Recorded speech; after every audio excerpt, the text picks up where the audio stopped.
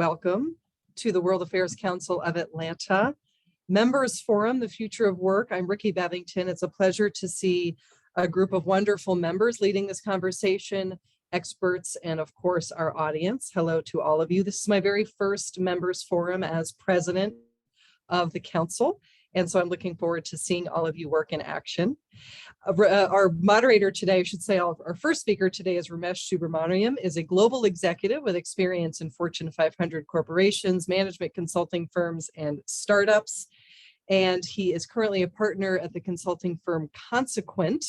He is over his 35-year career, he has helped companies grow their business in one of three ways: through leading corporate transformations, international business development, and strategic partnerships. Ramesh has worked with companies such as HP, Microsoft, NetApp, the Coca-Cola system, Mead, Motorola, Equifax, and CNA. Outside of the US, he has lived in Japan, France, and India, and conducted international business across Asia, Europe, and Latin America. And Ramesh, you are a Chairman Circle member of the World Affairs Council of Atlanta and on the steering committee for the Members Forum, which means you had a hand in bringing us all together today for this very important topic on the future of work. And with that, I'm going to hand it over to Ramesh and Edwige. Thank you so much, Ricky. Edwige and I are super excited here to have this opportunity to share this discussion with the broader members. First of all, I'm thrilled to introduce Michael Tennant.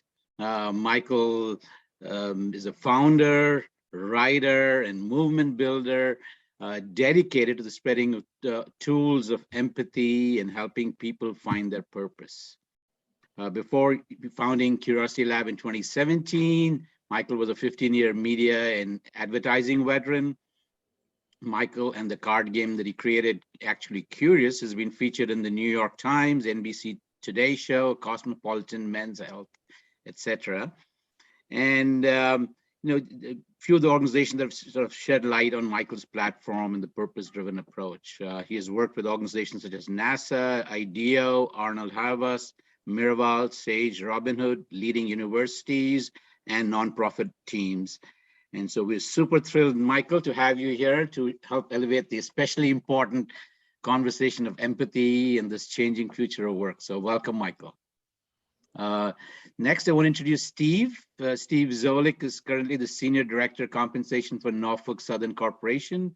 He previously worked at Cox Communication and as Senior HR Consultant and Trusted Advisor through several consulting companies like Towers Watson, Deloitte Consulting, Arthur Andersen, and Hewitt Associates. Throughout his career, Steve has been driven and engaged by the belief that the only sustainable source of competitive advantage stems from the ability to attract and fully engage the best talent for the company's industry and strategy. So we're delighted to learn from Steve's vast experience, and especially the insights from the recent move of Norfolk Southern's headquarters to Atlanta during the pandemic. So welcome, Steve.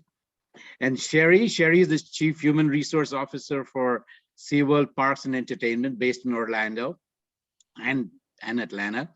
She's led the organization through all the challenges of shutting down the entire business in March 2000, and then reopening 10 parks and hiring 10,000 workers just months later in 2020.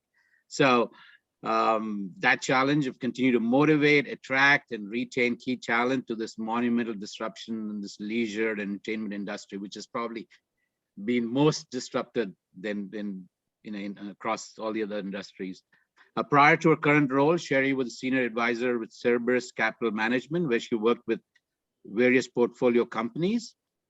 And prior to her role with Cerberus, Sherry held key HR roles in many organizations that have undergone significant industry disruptions. So all that experience helps her put in context the future of work really well. Sherry is a dear friend, a fellow World Affairs Council Chairman Circle members, and an Atlanta native who has lived and worked in many cities around the world, but is proud that she still has her Southern accent and doesn't intend to lose it. So welcome, Sherry. And then finally, my dear friend, Edwige Francoise, a media consultant who believes storytelling has the power to change lives. Introspection, she says she learned from a television career that includes experience at WSB TV here in Atlanta, at ABC News, Associated Press, Television News, and CNN. As a senior producer at CNN, she covered breaking news and features in Americas, Middle East, Africa, and Asia. She filed stories or led production for CNN franchises, including Business Traveler with Richard Quest, Vital Signs with Sanjay Gupta, and Situation Room with Wolf Blitzer. Before CNN, she covered the White House and global affairs. And outside the newsroom, she's conducted journalism training and lectures, including for the Inter-American Press Association and USIA. And Edwidge is also a member of the World Affairs Council Steering Committee. And Edwidge is the original, this idea of this program originally came from Edwidge. And it's my absolute pleasure to introduce Edwidge, who co-organized this with me. So over to you, Edwidge. Thank you so much, Ramesh, and thank you everybody for being here today. I feel like this is the perfect time to have the conversation. It's the beginning of the year. People either ended last year looking for work or beginning the year reevaluating work. So thank you all of you for being here and sharing your expertise.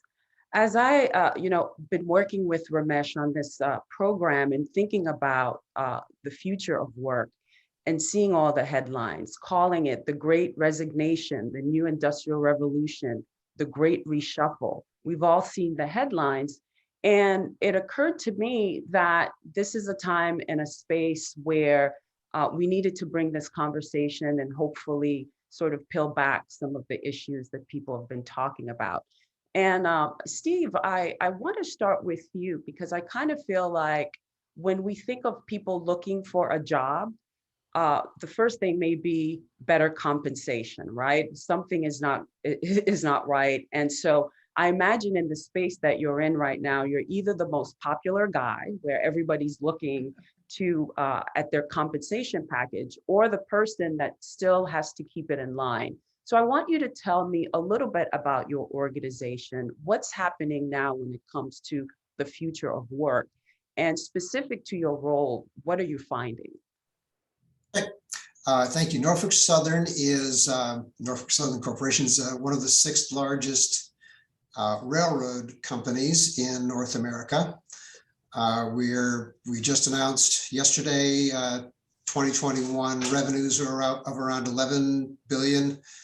We have close to 19,000 employees, and we have really a dual workforce, or a couple big segments of our workforce. So about 15,000 or so employees are what we call our craft employees. These are the folks who are running our trains and who are managing our terminals and maintaining our tracks and all of that.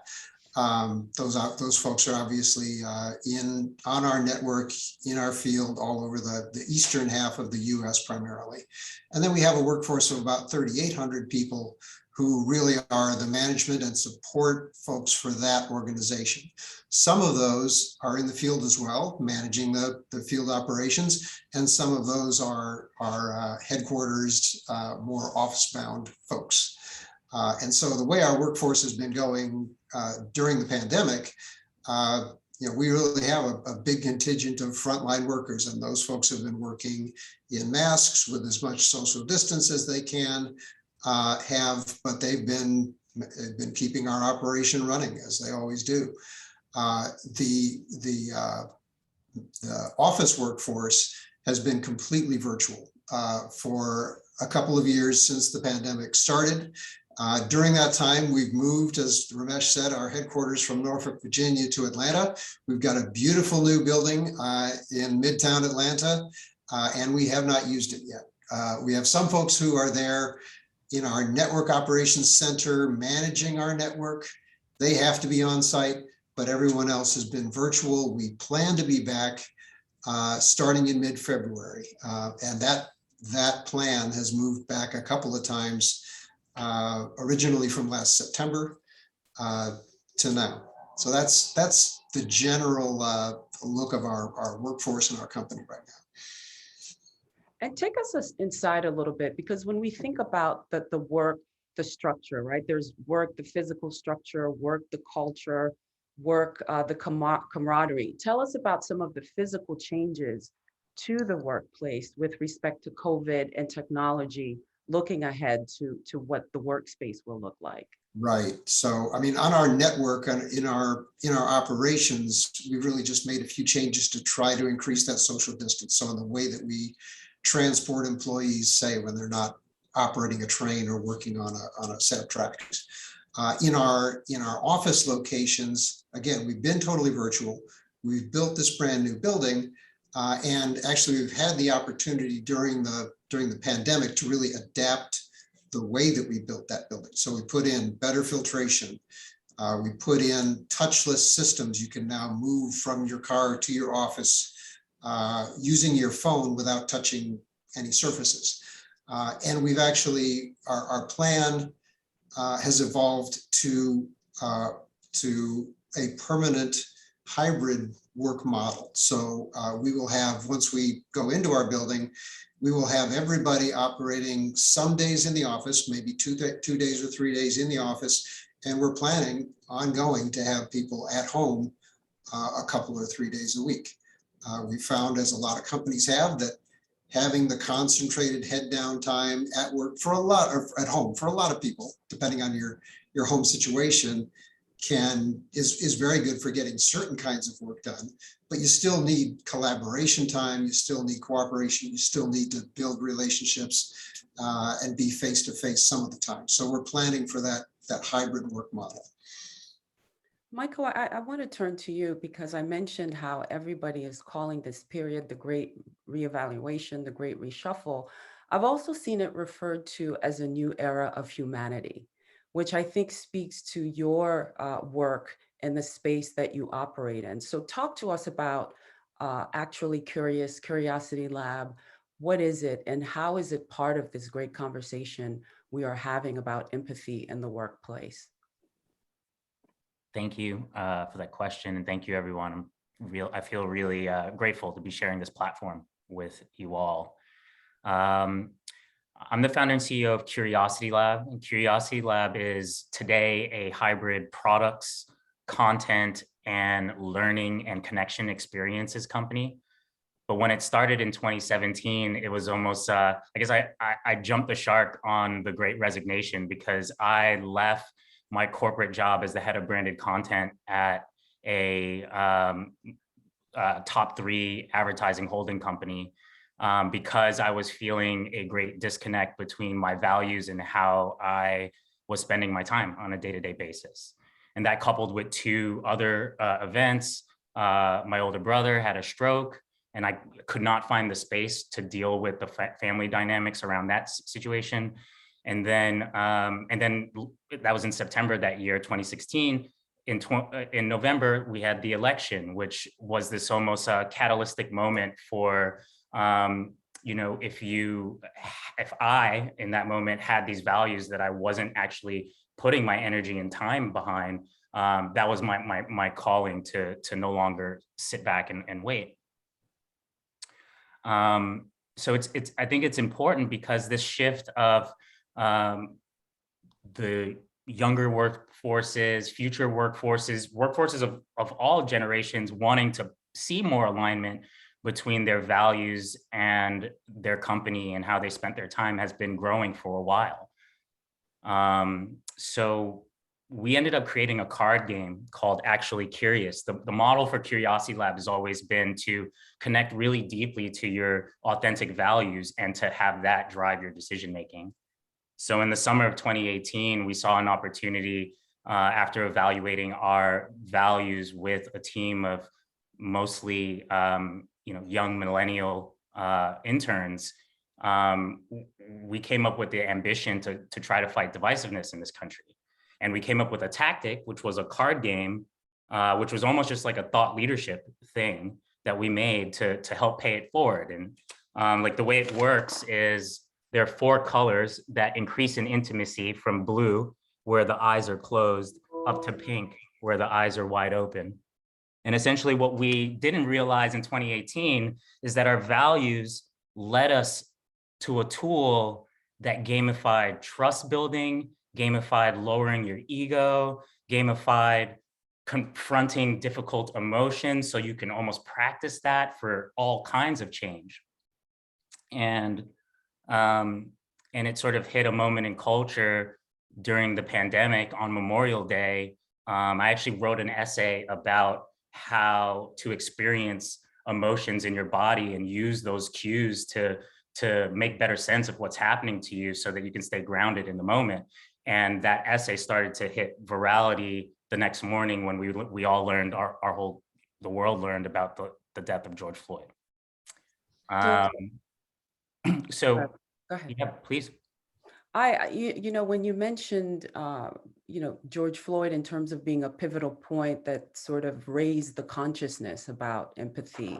And you also mentioned the younger workforce, which I think is interesting because I think so many of us, when we got into the workplace, it seemed like it was like separation of church and state, right? Work is work and your personal life is your personal life. But we seem to be in a period that I think may be uncomfortable for some people, bringing their personal feelings into the workplace, or managers having to adapt and being more empathetic. So how do you address those concerns? What does that feel like? What are people telling you when you try to explain your work and your card game? Well, it used to be a bit more difficult, but recently the coverage and the research that's going into the sensibilities of the workforce, the unavoidable nature of the intermingling of your personal and your professional life. I mean, Stephen, when you were talking about, and I really caught your caution around the different types of realities at home. Some folks like me who live alone, I've gotten, I've hit like a golden age of productivity because I'm not sort of forced into these co-working spaces or open work plans that I didn't even know and I had no voice to speak up with, but just actually affected my mental health when I was in those environments. But at the same time, you have, parents who might have their kids running through the Zoom screen. So, I mean, I think it's now becoming abundantly apparent to the leaders who may be having difficulty integrating the personal and the professional that it's unavoidable. The data's there, the reality's there in their own lives. And so, oftentimes where I find the most effectiveness in persuading when I feel called to push people to do this type of work is really appealing to the individual, asking folks to really look inside at the juggles that they've had to have and the times past and present where they've had to almost subjugate their humanity in order to show up in the paradigm, the old paradigm of what's acceptable, what's expected at work. So I guess it's in the past, I would talk a lot about the 4 concurrent issues that are happening right now: COVID-19, the racial justice movement, and absolutely the compounded mental health issue that we're all experiencing. But today, I think most leaders are looking for solutions, and it's to see if this feels like the right fit for them. Thank you. Sure.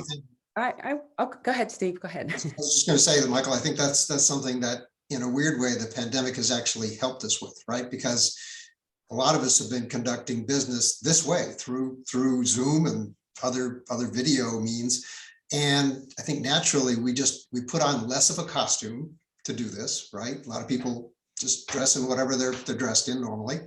You see people's families, their dogs, their kids on screen. You see what their living space, or at least their working space, looks like, and you just naturally start having conversations and creating more connections that way, and getting to know people as people rather than just what they bring to an office. Sure, I want to get your thoughts on what you've heard about all of this, because obviously in your function where you're responsible for thousands of employees, including their well-being. And so what do you think about what you're hearing so far from Steve and from Michael? Yeah, I agree 100% with what both Steve and Michael have shared. I think even pre-COVID, we had 5 generations in the workplace, right? For the first time ever, we've had, and that's just not SeaWorld, that's lots of companies. That younger generation, Gen Z, the oldest of that generation is 21. So a lot of companies are just now having those employees enter their workforce. But for companies like theme parks or quick serve restaurants and whatnot, we've been dealing with this Generation Z employment demographic for several years now, right? So even pre-COVID, we realized that different employees want different things out of their work experience. But then I think when you factor in COVID, you can bifurcate that in another way, right? And I talked a little bit about this earlier, there are the knowledge workers who can work remotely and stay home and have a whole set of challenges about feeling disconnected from their workplace. There are also essential workers, or even in the case of leisure and entertainment companies, maybe some of our workers aren't necessarily essential, but they have to work in person. You cannot be the starring lead in the Elmo entertainment show at a Sesame Place theme park and dial it in from home, right? And so workers who have to come to work every day, not only do they have concerns about social distancing and safety, but there's a little bit sometimes of resentment there. There's this whole portion of the workforce that gets to work from home. Everyone always thinks the grass is greener on the other side. But I think if you look at those 5 generations and then bifurcate it in 2, you're really dealing with 10 different groups that want different things. So how do you address that? Well, I think empathy, ironically, and Michael didn't pay me to say that, but looking at, I think for everyone trying to put themselves in the role of the other person, whether it's me or someone on my HR team talking to a manager, an employee across the desk or the other side of the Zoom call, and they're frustrated and they have a problem, or it's your coworkers or family or whoever it is. I think just a general empathetic recognition that not everyone is coming from the problem in the same way that you are. And what are you hearing from your HR business partners, business colleagues globally? Because this Great Resignation is not only here in the United States. So tell us a little bit about what you're hearing, what's happening outside. Yeah, I think the COVID problem to different degrees is obviously a global problem. And most HR leaders in any country are just frankly exhausted, right? Because for 2 years now, they've been managing this problem. In a lot of companies, like in our company, we have a whole safety division and whatnot. So I don't have to necessarily worry about the sanitation protocols and all of that. But in a lot of companies, that has fallen on HR, COVID contact tracing and whatnot. And so it's just trying to every day come in or stay remote and dial in and try to put yourself in the shoes of the other person, right? That and I think for executive leaders, trying to help all of our managers and HR professionals as well understand that this too shall pass, right? Those of us who lived through 9/11 or other, the financial crisis in the late 2000s, there have been lots of things that have impacted global business. We need to share that knowledge and that mindset that this too shall pass. I mean, I think COVID will always be with us now, but it will not always be what it is. But the feeling of lack of control and the feeling that it can't be any worse somewhere else. I'm just so tired of doing whatever job I'm doing. I think those 2 things are leading this Great Resignation. And I think it's happening to every company all around the world. Thank you for that. And I want to encourage everyone to please put your questions in the chat, and we look forward to going through them. Michael, I want to go to you because I think everything we are hearing is calling for a solution. And you mentioned actually curious. And I want people to get a little bit of a chance of what it looks like when you use the card game as a tool for empathy. So I'll let you take it away and just give us a little bit of an aspect of what that looks like. Absolutely. And I want to pivot a little bit off of what Sherry said really quickly, because as I'm hearing, I have a small organization of 8 people, 3 staff, and the rest are freelance. And I hear the complexities that you all are dealing with. It really just like highlights for me just the challenges that everyone in the spheres are dealing with and the prolonged nature of it. You're hearing of people resigning, trying to figure out their purpose, taking another job. And now I'm seeing headlines where it's like, I just started the job, when can I quit? And part of that, I think, is, you know, a lot of the work that we do, which is helping people to anchor into their inner voice and their purpose and actually have tools for assessing that. But part of it is people need rest. It's difficult to go from prolonged trauma into like, okay, you think the solution is another job. We often think the solution is going to come from an outside place, or, you know, and then we take that and we realize we're still fatigued. We don't have the resilience to recharge and get back to that passion level. So I think just as you were speaking, and both Steve and Sherry were sharing the realities that they're facing, I wanted to express empathy for you, but I also wanted to bring some context to us, to the group, of what our peers are dealing with, especially those who don't have an opportunity to take a full stop and some rest.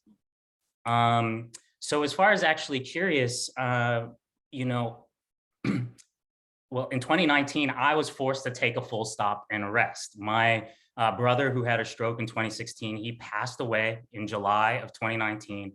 And then unexpected, 3 months after that, my brother Darren also passed away. And during that time, in order to heal and survive, I started instituting what would become processes that make up a 5 phases of empathy model that I now use to teach individuals and organizations how to take care of themselves better, so that they can model that to their peers, their charges, et cetera, like truly model that, not just in words, and then see the ripple effect of when a community can actually live in consistency with their voice, their well-being, their purpose.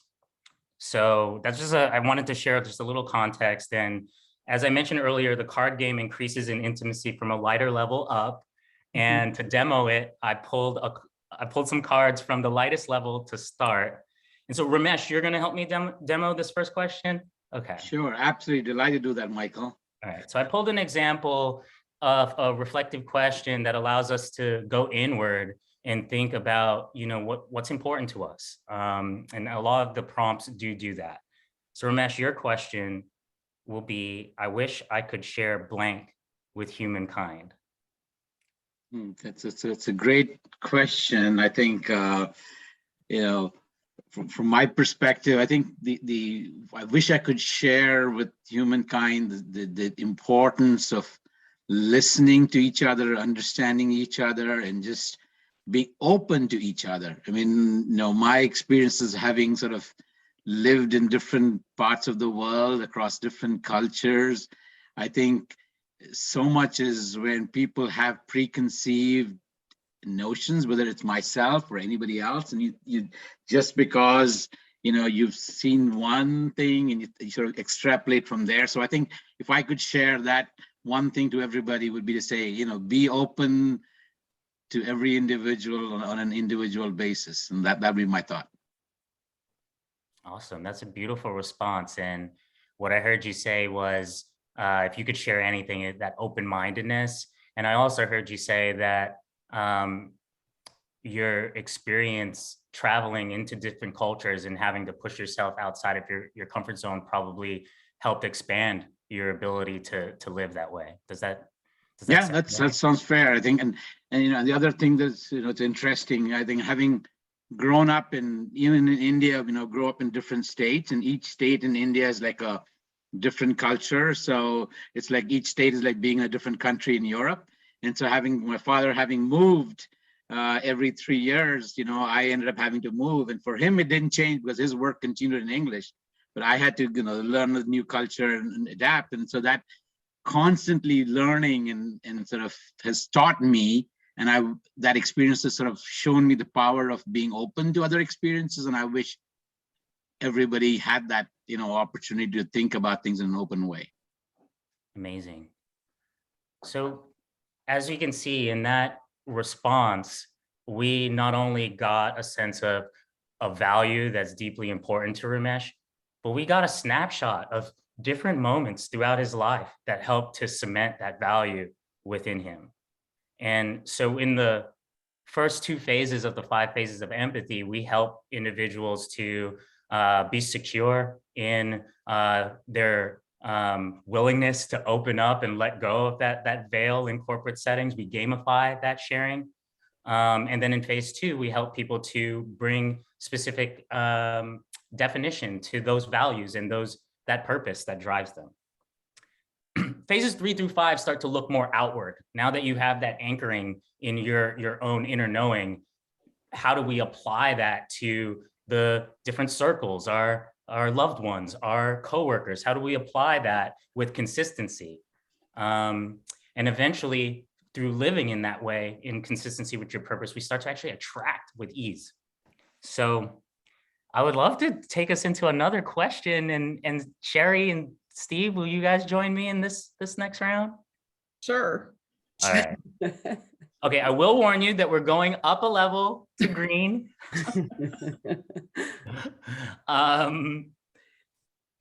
But I think we can handle it. I think with all I've heard you all are handling on a day-to-day basis, you can handle it. All right, so green question we're going to explore is there a difference between inclusion and belonging? And here I'd really love to invite the audience to share their thoughts. Yeah, please put your thoughts in the Q&A. In the chat. Is there a difference between inclusion and belonging? I could have picked the easier one for you, I feel. Sherry, you want to? Yeah, do you want us to answer that? So Yeah, go Sherry. on the fly, right? I didn't have a chance to think about this deeply, but I think inclusion is kind of an outward emotion, if that's the right phrase, from a group. Like, we want to include everyone. We're going to invite people. We're going to make sure that everyone feels welcome. But I think belonging is on the individual side. Like, I feel like I belong to that group. I feel a part of that group. So it's really the individual belief, commitment, emotion about how they feel about a particular group of people or an issue versus, kind of the outward group reaching out to individuals. Totally on the fly. Really well done. And I didn't even well, obviously I didn't have to, but have to coach you in the ways of staying grounded in your experience and sharing. What I heard you say was that inclusion is almost like the outside perceiving what might be welcoming, but belonging is it actually being effective, that the individual actually sticks in them feeling truly the authenticity of the intent of the gathering or welcoming. Couldn't have said it better. I think, as you're summarizing, Michael, sort of inclusion is the effort, right? And belonging is the result you hoped for with that effort. Oh, that's good. Yeah. That's great. That's a really good summary. If I could add to that, just one thought, as I heard both you, Sherry, and Steve, from my perspective, I think sometimes inclusion is, being invited to be in the room. Belonging means that you know you have a voice in that room. You know that you're being heard. You know that I can be in the room, but when I say something and somebody, oh yeah, that's great, and moves on to the next person, or doesn't hear you, or is not given a choice to express one's voice, I feel that one doesn't belong. So I think inclusion, I think, is a first step. But then beyond that, I think to be really belonging, that person needs to feel like they have a voice that others care about, and their voice is being heard. I think I absolutely agree with that, Ramesh. I think it sort of gets you looking into your core and see how you can apply it to your life and also your work. Michael, thank you so much for showing us and helping us go a little deeper. Sherry, I do want to ask you, is it something as a business leader that you can see in the workplace? And I know I'm just sort of asking you on the fly, but in thinking about the tools that we need now in this future workplace, could this possibly be one of the tools? Yeah, I think so. I think we have put a special emphasis on empathy over the past probably year, not the first year of COVID, because we were just trying to survive, but over this last year as a way to retain and grow our ambassador base, what we call our employees ambassadors. We have focused on empathy, and I think this could be a good tool for managers to have some of that dialogue with their team members. Some people are comfortable kind of dealing with these sorts of things, and others are not. And also too, because Steve, when you think about Silicon Valley, right, we all know that they get so many freebies, right, in terms of work-life balance and tools to sort of help them integrate into the workplace. And so what are you finding that are some of these tools that are being talked about from the technical aspects? Sherry and I were talking about robotic toilets coming to the workplace as safety measures. So beyond the safety measures, the empathetic measures, the compensation package. So take us a little bit about those discussions that are going on. I think one of the things that sort of may have started in Silicon Valley and quickly spread to a lot of places is just the flexibility in work mode and workplace, right? So technology enables a lot of that. And we've heard, if you think about Silicon Valley specifically and high cost areas like that, we've heard of folks that have said, hey, now that we're all virtual, or we can be virtual, I like working for this company. I'm not crazy about being in the Silicon Valley area and the costs there, et cetera. So, if I can do this from Wyoming, I would really like to do that. And so, that's a lot more possible now than it ever was. And so we're seeing that, quickly spreading to lots of other areas. And that's one of the things that we see employees asking for, is just more flexibility in when and how and where they work. So that's a big part of it. I don't know if that gets to the question that you were asking, Beach.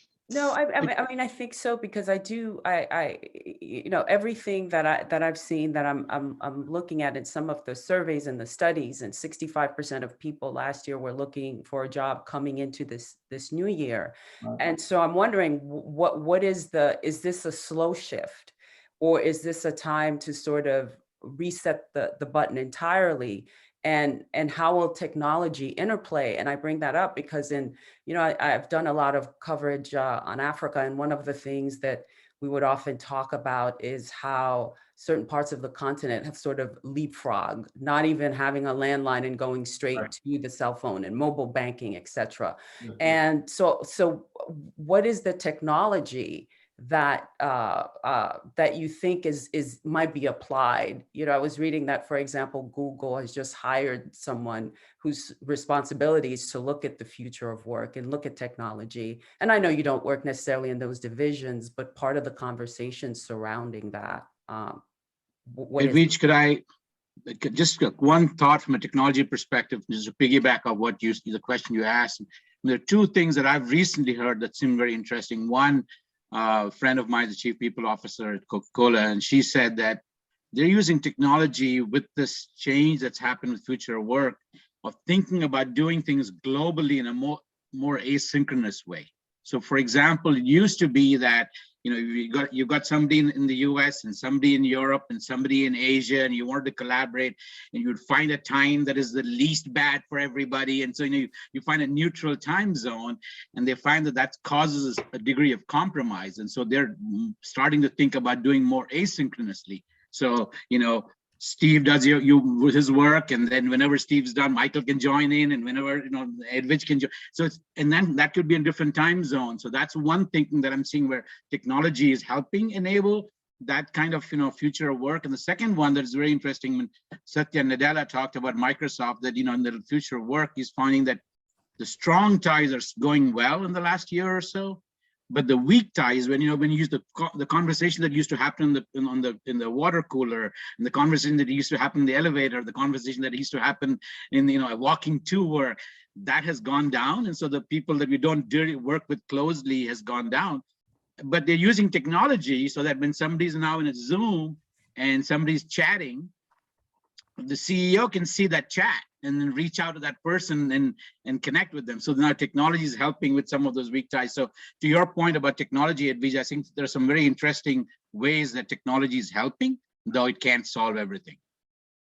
Right. That last point, Ramesh, in some ways you're right. The weak ties and the incidental and the accidental, conversations and relationships are harder to develop, but it's almost easier to have more of the strong ties, more work of the strong ties, because you don't have to arrange a room and get everybody into the same physical space to do work together. You can pop out of one meeting, and it's almost maddening sometimes, but you can pop out of one meeting and almost instantaneously pop into another meeting, and you can have more contacts like that during a given day. Michael, I want to ask you this too, because it's true that there is that organic sense that you don't get by physically being there, and technology may help with that. And I've also read that there are people who don't want to go back to the workplace. They may have faced microaggression, or women looking for more work-life balance, men too, frankly. And so how in your work have people shared that? If they don't want to go back, why? And are you finding the differences, whether it's, what are they telling you of the people who don't want to go back?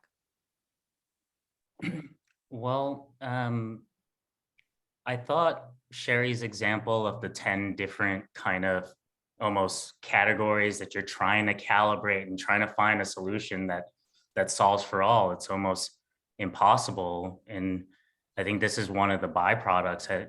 I think one of the examples that touched me most was just hearing, like, between the commute and having some greater time connecting with family, I hear, just people, I witness the sadness around the discussions about reopening. I think in our case, there are times within our small organization where we'll have people working across 5 different time zones, and we'll find great stress in that. Like, when do you schedule meetings? If it's too late in the day, then it's crippling for someone's mental health. And so it's this constant kind of need to listen, calibrate, and have more flexibility and willingness to almost like meet. Like, there's no consistent meeting in the middle. That middle moves. And so, the questions that we explored just now were in a deck that go deeper, and it actually really does facilitate having those difficult but necessary conversations. But in some cases, and in our workshop, we also have a lighter deck, which we call the happy hour edition, which groups use as like a 5-minute check-in at the top of the meeting. We know of a prominent corrections facility in New York City that their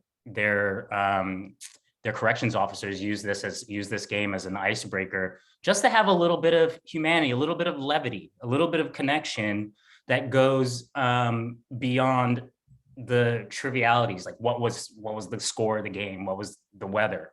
And what we're finding is just even seeing that that's possible and possible in a work connection is helping. That's the biggest thing we're hearing. We went out in this work to help create a safe space for these difficult conversations, but the number one reason people bring us back is that we're helping to bridge a deeper level of connection than even existed prior to social distancing through the workshops. Thank you, Ramesh. I see the Q&A. There are a lot of questions there, and so I'm gonna turn it over to you to field some of the questions. And this has been very enlightening for me, and I look forward to listening to some more.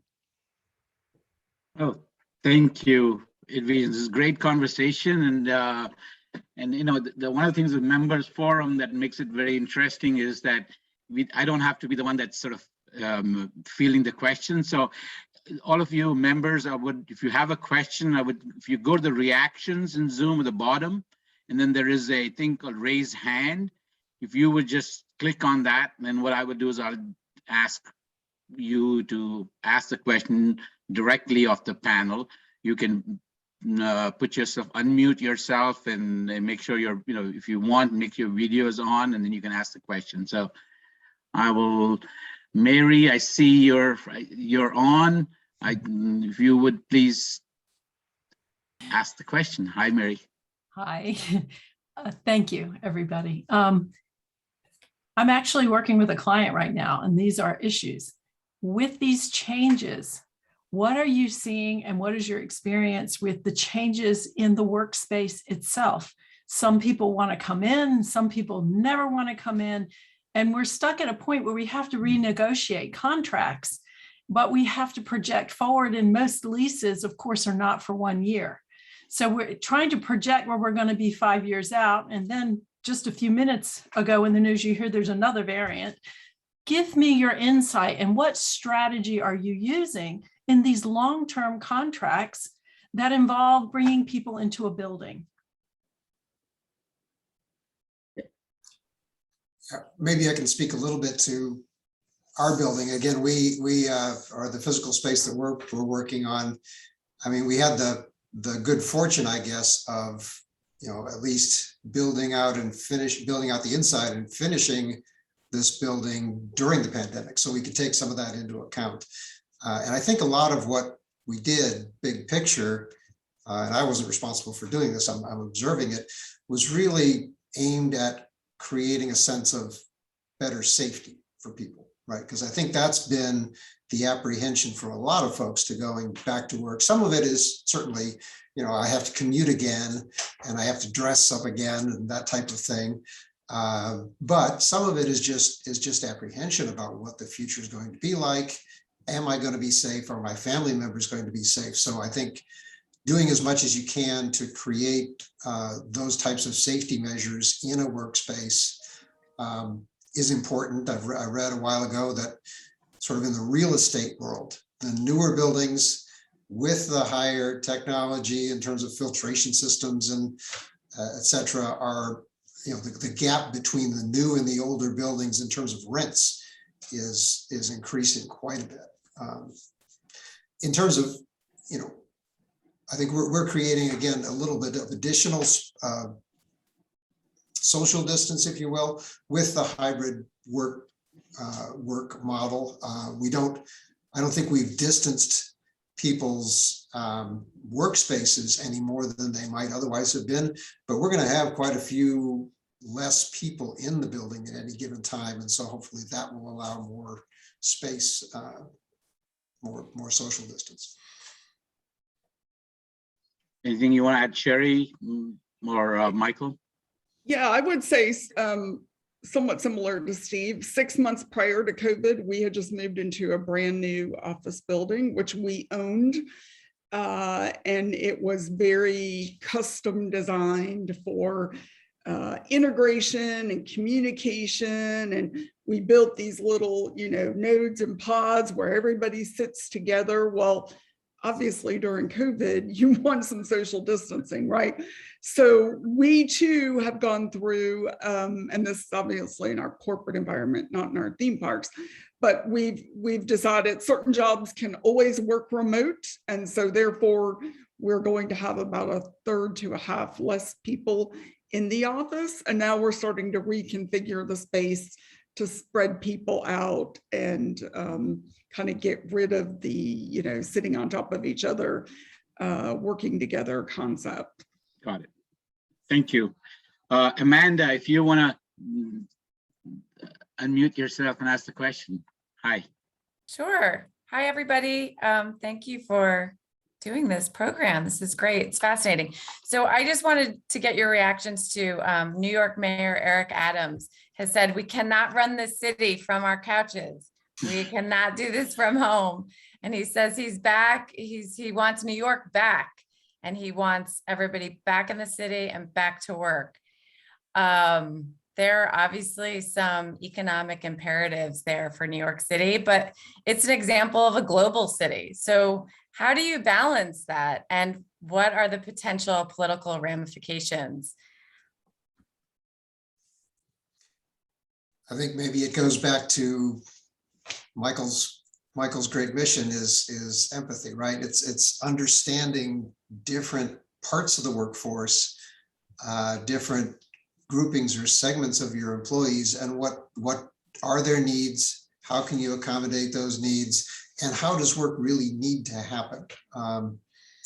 There was an article in this month's Fortune magazine about a survey of what they called sort of, I guess, stereotypically go-getters, right? People who are really ambitious, who have high income goals and all that type of thing. And those folks, they, in the survey, wanted to be in person in an office. Makes some sense, right? They get more exposure, etc. But others whose work can be done more at home, who have more of a value toward family, more of a value toward work-life balance, they want a different schedule and a different work location. And so I think the question is, how does the work need to be done? How much does it need to be in person? And what accommodation can you make for those that don't have to be in the office all the time? Steve, that's an interesting point that you brought up, which says that unfortunately, if let's assume I'm ambitious and I want to be this, but I also have a family and I want to work from home, stereotypically, I might be put in the bucket that says, oh, this guy, he doesn't want to come to the office, so he must be, less aggressive or whatever. So those kind of things that you just talked about, this could be a challenge if people make the wrong assumption. Back to Michael's perspective, if there's not enough empathy, then you might get put in the wrong bucket just because of some biases. I would also add, this is definitely an area where generational differences matter, right? So baby boomers have been in charge of the workplace for a very long time, and Sherry, you're breaking up. Sherry, you're breaking up. Yeah. No. I saw one more question from Sherry. We'll come back to you in a minute. When you're Carrie Bass, I think I saw a hand raised. Did you mean to ask a question? I did, although I think it kind of related to some of the questions that were there. But my overall question is, how far do the thought leaders see that the work environment will change before we settle into what is a new normal? For instance, that question about will we make assumptions about people's determination and drive based on their work location choices? Will we make economic differences like pay differentials where people had been doing certain jobs in New York City because the cost of living was high there, or Silicon Valley, but now you've moved to a lower cost living? Will now the work environment be shifted to the total value of the job or the value created by the work, regardless of where it is happening? Will we adjust prices to be able to make in-person essential workers compensated for hazardous duty pay regularly or something? What's the consensus? Is that going to happen, or is it we're just going to go back to the old ways and forget about it?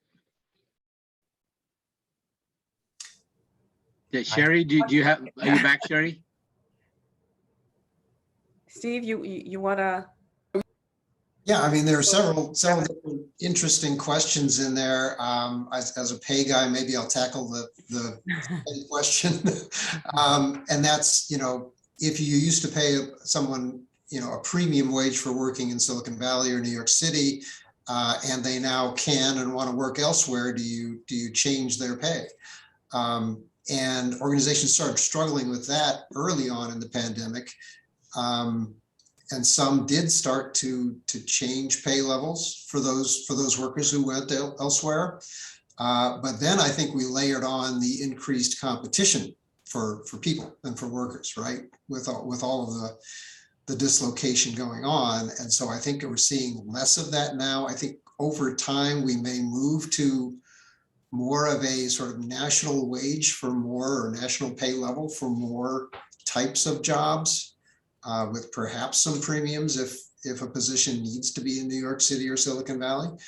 But I think companies, at least have backed off of being as aggressive in changing those pay levels or dropping pay levels for people who work elsewhere.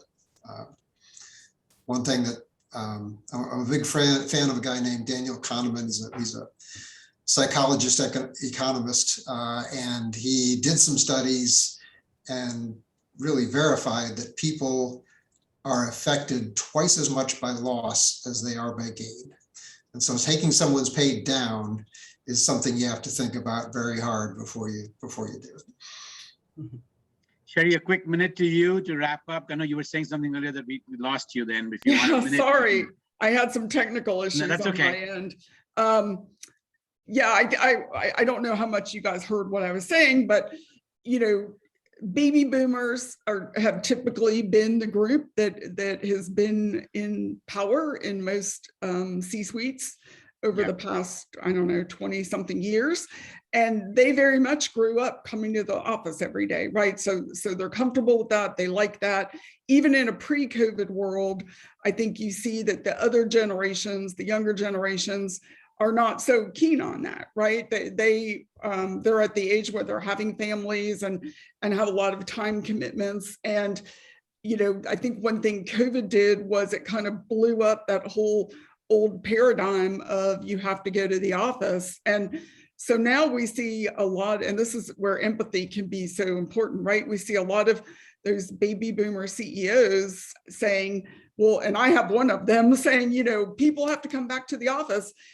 Well, you can do that, but your competitor down the road is agreeing to let people work remotely, right? And so over time, employees are going to gravitate to the situation that works best for them. And so while a lot of baby boomers aren't liking this concept, they're going to have to adapt because there are many more of these other generations in the workplace than there are of them. Got it. Thank you. Thank you. I know we're coming close to the end. Edwin, do you have anything quick to add before I wrap up? Thanks to people. Thank you, everybody. And it's been fascinating for me to hear and learn about the new perspectives in looking at the future of work. So thank you. Okay, and from my end, first of all, thank you to you, Edwin. Thank you for thinking about this program way back a couple of months ago, and thank you for designing this great discussion. Thanks, Michael and Steve, for agreeing to be on the panel, and for Sherry for being our internal World Affairs Council expert on this topic. So, this is great to have all three of you here. Thank you so much. And then thanks to Hannah and Anna and Laura, who were behind the scenes and all the work to help us get this program together and to get this great participation. So thank you, everybody. And Ricky, and the president, of course, for the platform and the ability to do this. Yes. And so with that, Ricky, I'm turning it over back to you for any closing comments from your end. Well, I feel like I have a lot more thinking to do, but I also feel restored. So I want to thank all of you for that very special hour that we just spent together, and the intimacy, to use Michael's word, that we were able to achieve in this conversation. So certainly as a boss and as a leader, it's something I think about every day, and there's a lot of moving parts. So, but ultimately, I think compassion and empathy are the words that we all need to use as our guide stars as we move forward with ourselves and with our careers and with our colleagues. So thank you all, Ramesh and Advij and other members, Forum Steering Committee members, for just putting together this timely conversation. I know you guys do so much work to put together these meaningful programs, and I do know that it is a lot of work. Thank you to our panel of experts, Michael and Steve, Sherry, of course, and thanks to our audience, World Affairs Council of Atlanta members. You sustain the work of this organization, and you also inspire and challenge us to grow and enrich our programming. So thank you for being here and for supporting the council and for continuing to help us grow as an organization. We do have another very timely conversation coming up in February. It's a public virtual conversation with Ambassador Harry Thomas, and it's on the topic of diverse recruitment and retention at the State Department. He has experience trying to build a U.S. Foreign Service that truly reflects the diversity of America and represents our country for who we truly are to the rest of the world. And he's eager to share his experience and ideas for the current administration and future State Department leaders. And that conversation is Thursday, February 10th at noon. And I want also to thank, of course, again, our behind the scenes folks, to Henna, Laura, and Anna for helping bring the technology to life and the marketing and all of the Zooming that we need to bring us all together today. So with that, I leave you, and thanks again. Thanks, everyone.